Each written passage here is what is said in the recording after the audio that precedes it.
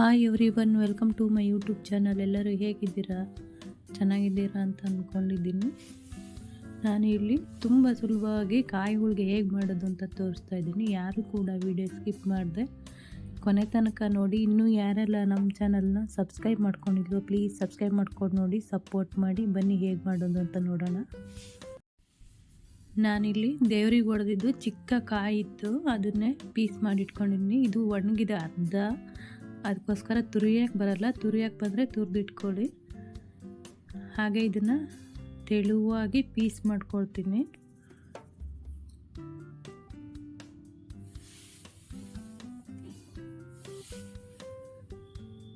ನೋಡಿ, ಇಷ್ಟು ತೆಳುವಾಗಿ ಪೀಸ್ ಮಾಡ್ಕೊಳ್ತೀನಿ. ಉದ್ದುದ್ದನ್ನೇ ಪೀಸ್ ಮಾಡ್ಕೊಳ್ತೀನಿ. ಇದನ್ನ ಇವಾಗ ಮಿಕ್ಸಿ ಜಾರಿಗೆ ಹಾಕ್ಕೊಂಡು ಸಣ್ಣದಾಗಿ, ತುಂಬ ಸಣ್ಣದಾಗಲ್ಲ, ಒಂದು ಮೀಡಿಯಮ್ ಆಗಿ ರುಬ್ಕೊಂಡು ಬರ್ತೀನಿ. ಈ ಥರ ನೀರು ಹಾಕೋದನ್ನೇ ಈ ಥರ ಮಿಕ್ಸಿ ಮಾಡ್ಕೋಬೇಕು. ತುರಿದಿದ್ದಾದರೆ ಇಷ್ಟು ಮಿಕ್ಸಿ ಮಾಡ್ಕೊಳಂಗೇನಿಲ್ಲ, ಇದು ತುರಿದೇ ಇರೋ ಕಾಯಲ್ಲ, ಹಾಗಾಗಿ ಈ ಥರ ಮಿಕ್ಸಿ ಮಾಡ್ಕೊಂಡಿರೋದು. ಒಂದು ಬೌಲ್ ಅಳತೆ ತಗೊಳ್ತಾ ಇದ್ದೀನಿ. ಇದು ತುಂಬ ಚಿಕ್ಕ ಕಾಯಿ, ಹಾಗಾಗಿ 1.5 ಬೌಲ್ ಸಿಕ್ಕಿದೆ. ಇದರಲ್ಲಿ ಯಾವುದಾದ್ರೂ ಒಂದು ಅಳತೆ ಇಟ್ಕೊಳ್ಳಿ. ಇದಕ್ಕೆ ಈಗ ಎಕ್ಸ್ಟ್ರಾ ಮತ್ತೆ ತುರಿದಿರೋ ಕಾಯಿ ಇತ್ತು, ಅದನ್ನು ಹಾಕಿ ಮಿಕ್ಸಿ ಮಾಡಿ. ತುರಿದಿರೋದಾದ್ರೂ ಮಿಕ್ಸಿ ಮಾಡ್ಕೋಬೇಕು.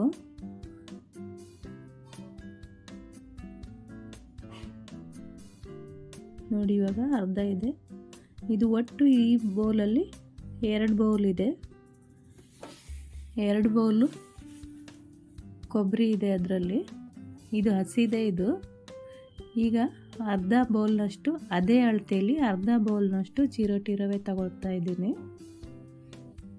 ಈ ಬೌಲಲ್ಲಿ 2 ಬೌಲು ಕೊಬ್ಬರಿ ಇದೆ ತುರಿದಿರೋದು, ಅರ್ಧ ಬೌಲು ಚಿರೋಟಿ ರವೆ, ಅರ್ಧ ಬೌಲು ಮೈದಾ ಹಿಟ್ಟು ತಗೊಳ್ತಾ ಇದ್ದೀನಿ.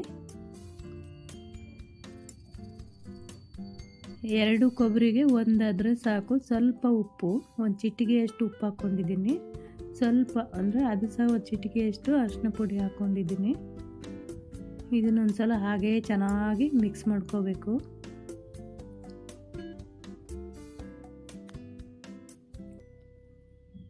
ಇವಾಗ ಇದಕ್ಕೆ ಸ್ವಲ್ಪ ನೀರು ಹಾಕ್ಕೊಳ್ತಾ, ತುಂಬ ಗಟ್ಟಿ ಅಲ್ಲ, ಸ್ವಲ್ಪ ತೆಳುವಾಗೇ ಕಲಿಸ್ಕೋಬೇಕು.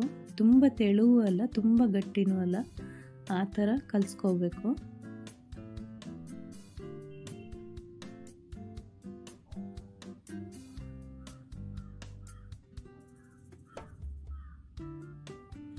ಸ್ವಲ್ಪ ಚಿರೋಟಿ ರವೆ ಮತ್ತು ಜಾಸ್ತಿ ಮೈದಾ ಹಿಟ್ಟು ಹಾಕಿ ಕೂಡ ಮಾಡ್ಕೋಬೋದು. ಇಲ್ಲಿ ಸ್ವಲ್ಪ ತುಪ್ಪ ಹಾಕ್ಕೊಂಡಿದ್ದೀನಿ. ತುಪ್ಪದ ಬದಲು ನೀವು ಎಣ್ಣೆನಾದರೂ ಬಳಸ್ಕೋಬೋದು.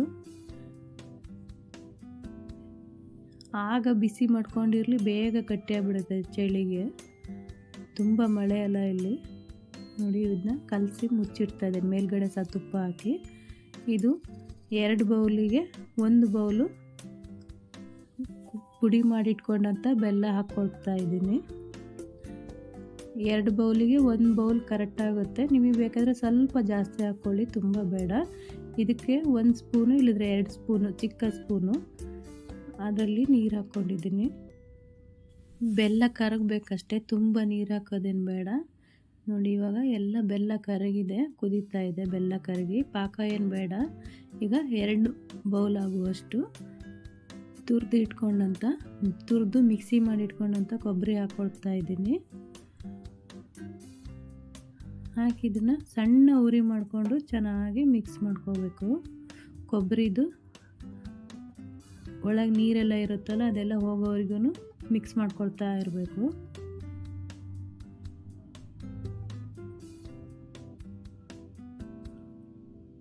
ನೋಡಿ, ಈ ಥರ ಗಟ್ಟಿ ಆಗ್ತಾ ಬರುತ್ತಲ್ಲ, ಇದಿಷ್ಟು ಬಂದರೆ ಸಾಕು. ಇದು ತುಂಬ ಬೇಯಿಸ್ಕೊಂಡ್ರೆ ಏನಾಗುತ್ತೆ, ಒಣಗಿದ ಮೇಲೆ ಗಟ್ಟಿ ಆಗಿಬಿಡುತ್ತೆ. ಇದಕ್ಕೆ ಒಂದು ಸ್ವಲ್ಪ ತುಪ್ಪ ಹಾಕ್ಕೊಳ್ತಾ ಇದ್ದೀನಿ. ಹಾಕಿದರೆ ಹಾಕ್ಬೋದು, ಹಾಕದೆ ಕೂಡ ಮಾಡ್ಬೋದು. ಹಾಕಿದರೆ ಸ್ವಲ್ಪ ಚೆನ್ನಾಗಿರುತ್ತೆ ತುಪ್ಪ ಹಾಕಿದರೆ. ತುಪ್ಪ ಹಾಕಿದ್ಮೇಲೆ ಚೆನ್ನಾಗಿ ಮಿಕ್ಸ್ ಮಾಡಿ ಗ್ಯಾಸ್ ಆಫ್ ಮಾಡ್ಕೊಳ್ತೀನಿ. ತುಂಬ ಗಟ್ಟಿ ಆದರೆ ಚೆನ್ನಾಗಿ ಆರಿದ ಮೇಲೆ ಇನ್ನೂ ಗಟ್ಟಿ ಆಗುತ್ತೆ. ನೋಡಿ ಈ ಥರ ತಳ ಬಿಡ್ತಾ ಇದ್ರೆ ಸಾಕು. ಇವಾಗ ತಣ್ಣಗಾಗಿದೆ ಇದು.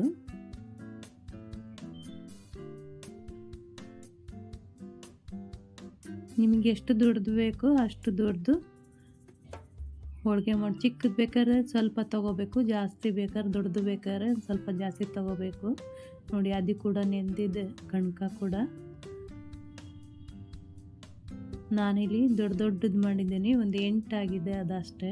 ಚಿಕ್ಕದು ಮಾಡಿದರೆ ಒಂದು 10 ಆಗುತ್ತೆ. ಚಿಕ್ಕದು ಅಂದರೆ ಮೀಡಿಯಮಲ್ಲಿ ಮಾಡಿದರೆ 10 ಆಗುತ್ತೆ. ನಾನಿಲ್ಲಿ 8 ಮಾಡಿದ್ದೀನಿ. ನೋಡಿ ಈ ಥರ ಮಾಡಿಟ್ಕೊಂಡಿದ್ದೀನಿ. ಇದಕ್ಕೂ ಸಹ ಸ್ವಲ್ಪ ತುಪ್ಪ ಹಾಕ್ಕೊಂಡು, ತುಪ್ಪದ ಬದಲಿಗೆ ಎಣ್ಣೆ ಕೂಡ ಮಿಕ್ಸ್ ಮಾಡ್ಕೋಬೋದು. ನಾನಿಲ್ಲಿ ತುಪ್ಪ ಹಾಕ್ತಾಯಿದ್ದೀನಿ. ಚೆನ್ನಾಗಿತ್ತು ತುಪ್ಪ ಹಾಕಿ. ಇವಾಗ ಇನ್ನೊಂದು ಸಲ ಇದನ್ನು ಚೆನ್ನಾಗಿ ನಾದ್ಕೋಬೇಕು.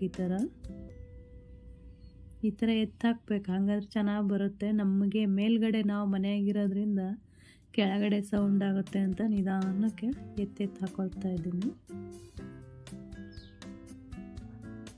ಎಷ್ಟು ಚೆನ್ನಾಗಿ ನಾದ್ಕೊಂಡು ಕಲಿಸ್ತೀರೋ ಅಷ್ಟು ಚೆನ್ನಾಗಿ ಬರುತ್ತೆ. ಸ್ವಲ್ಪ ಎಣ್ಣೆ ಹಾಕ್ಕೊಂಡು, ತುಪ್ಪ ಫುಲ್ ಗಟ್ಟಿಯಾಗಿದೆ, ತೆಗಿಲಿಕ್ಕೆ ಆಗ್ತಾಯಿಲ್ಲ. ಚಳಿಗೆ ತುಂಬ ಬೇಗ ನಾನು ಆವಾಗಲೇ ಗ್ಯಾಸಲ್ಲಿ ಬಿಸಿ ಮಾಡ್ಕೊಂಡು ತಿಂದ್ಬಿಟ್ಲೇ ಗಟ್ಟಿ ಆಗಿಬಿಡುತ್ತೆ. ನೋಡಿ ಇದೆಷ್ಟು ಸ್ಮೂತಾಗಿ ಹೂವಿನಂಗೆ ಬಂದಿದೆ ಅಂತ ಹೇಳಿ ಕಣಕ. ಈಗ ಸ್ವಲ್ಪ ಎಣ್ಣೆ ಇಟ್ಕೊಂಡಿದ್ದೀನಿ. ಇದು ಹೋಳಿಗೆ ಸೀಟ್. ಇದು ಮುಂಚೆಲ್ಲ ಕವರಲ್ಲೇ ಮಾಡ್ತಾಯಿತ್ತು. ನಾ ಏನೋ ತಗೊಳ್ಳುವಾಗ ಅಂಗಡಿಯಲ್ಲಿ ಕಾಣಿಸ್ತಂತ ತೊಗೊಂಡು ಬಂದಿರೋದು. ಕವರಲ್ಲಿ ಕೂಡ ಫಸ್ಟಿಂದ ಕವರಲ್ಲೇ ಮಾಡ್ತಾ ಇರೋದು ನಾನು. ಕಾಣ್ತು ಅಂತ ತೊಗೊಂಡು ಬಂದಿದ್ದಲ್ಲಿ ಶಿವಮೊಗ್ಗದಿಂದ. ಈ ಥರ ಮಾಡಿಕೊಂಡು ಸೇಮ್ ಹೋಳಿಗೆ ಹೇಗೆ ಮಾಡ್ತೀವೋ ಅದೇ ಥರನೇ ಈ ಥರ ಹೂರಣ ಇಟ್ಕೊಂಡು ತುಂಬ್ಕೋಬೇಕು. ಇದೇನು ಆಗೋದಿಲ್ಲ, ಒಡೆಯೋದಿಲ್ಲ, ಹಾಳಾಗೋದಿಲ್ಲ. ಯಾಕಂದರೆ ಚಿರೋಟಿ ರವೆ ಹಾಕಿರೋದು ಮತ್ತು ಬೆಲ್ಲ ಮತ್ತು ಕೊಬ್ಬರಿನೂ ಬಿಸಿ ಮಾಡ್ಕೊಂಡಿರೋದ್ರಿಂದ ಹಾಳಾಗಲ್ಲ ಅಷ್ಟೇನು. ನಿಮಗೆ ತೆಳು ಬೇಕಾದ್ರೆ ತೆಳುವಿಗೆ, ದಪ್ಪ ಬೇಕಾದರೆ ದಪ್ಪ ಮಾಡ್ಕೋಬೋದು. ನಾನಿಲ್ಲೊಂದು ಸ್ವಲ್ಪ ದಪ್ಪ ಮಾಡ್ಕೊಳ್ತಾಯಿದ್ದೀನಿ, ತುಂಬ ತೆಳು ಮಾಡ್ತಾಯಿಲ್ಲ.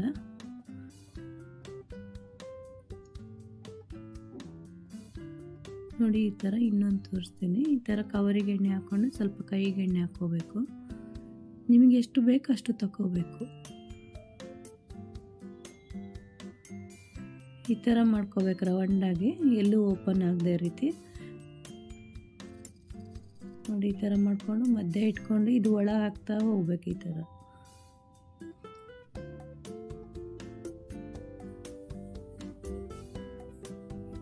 ಈ ಥರ ಫುಲ್ ಕವರ್ ಮಾಡ್ಕೋಬೇಕು.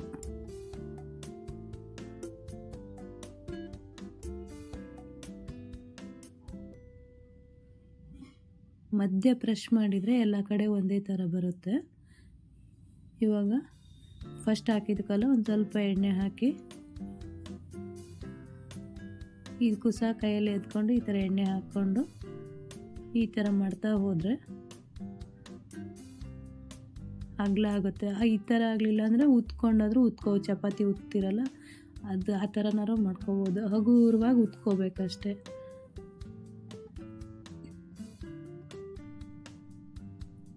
ನೋಡಿ ಇವಾಗ ದೋಸೆ ಹಂಚಿಟ್ಕೊಂಡು ಅದಕ್ಕೆ ಸ್ವಲ್ಪ ಎಣ್ಣೆ ಹಾಕ್ಕೊಂಡಿದ್ದೀನಿ ನಾನು. ಕಬ್ಬಿಣದ ಹಂಚದು ಹೊಸ ಹಂಚಾಗಿರೋದ್ರಿಂದ ಇನ್ನೊಂದು ಸ್ವಲ್ಪ ಅಡ್ಜಸ್ಟ್ ಆಗಬೇಕು ನಮಗೆ. ಮೇಲ್ಗಡೆ ಸ್ವಲ್ಪ ಎಣ್ಣೆ ಹಾಕ್ಕೊಂಡಿದ್ದೀನಿ, ಎರಡು ಕಡೆನೂ ಈ ಥರ ಬೇಯಿಸ್ಕೊಂಡಿದ್ದೀನಿ. ಇದೇನು ಹಾಳಾಗೋದಿಲ್ಲ, ಯಾರಾದರೂ ಮಾಡ್ಕೋಬೋದು. ನೋಡಿ ಎಷ್ಟು ಚೆನ್ನಾಗಿ ಬಂದಿದೆ.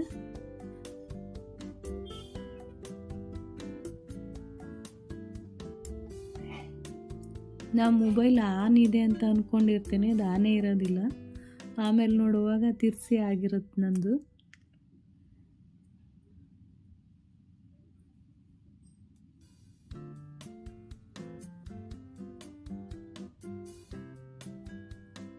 ನೋಡಿ ಎಷ್ಟು ಚೆನ್ನಾಗಿ ಬಂದಿದೆ ಹೋಳಿಗೆ, ತುಂಬ ಚೆನ್ನಾಗಿ ಬಂದಿದೆ. ಬಿಸಿ ಬಿಸಿ ಹೋಳಿಗೆ ತುಪ್ಪ ಹಾಕ್ಕೊಂಡು ತಿಂದ್ರಂತೂ ಇನ್ನೂ ಎಷ್ಟು ಚೆನ್ನಾಗಿರುತ್ತೆ. ಟ್ರೈ ಮಾಡಿ ನೀವು ಒಂದ್ಸಲ. ಈ ವಿಡಿಯೋ ಇಲ್ಲಿಗೆ ಎಂಡ್ ಮಾಡ್ತಾ ಇದ್ದೀನಿ. ಈ ವಿಡಿಯೋ ಇಷ್ಟ ಆದಲ್ಲಿ ಲೈಕ್ ಮಾಡಿ, ಕಮೆಂಟ್ ಮಾಡಿ. ಇನ್ನು ಯಾರೆಲ್ಲ ನಮ್ಮ ಚಾನಲ್ನ ಸಬ್ಸ್ಕ್ರೈಬ್ ಮಾಡ್ಕೊಂಡಿಲ್ಲೋ ಪ್ಲೀಸ್ ಸಬ್ಸ್ಕ್ರೈಬ್ ಮಾಡ್ಕೊಂಡು ನೋಡಿ, ಸಪೋರ್ಟ್ ಮಾಡಿ.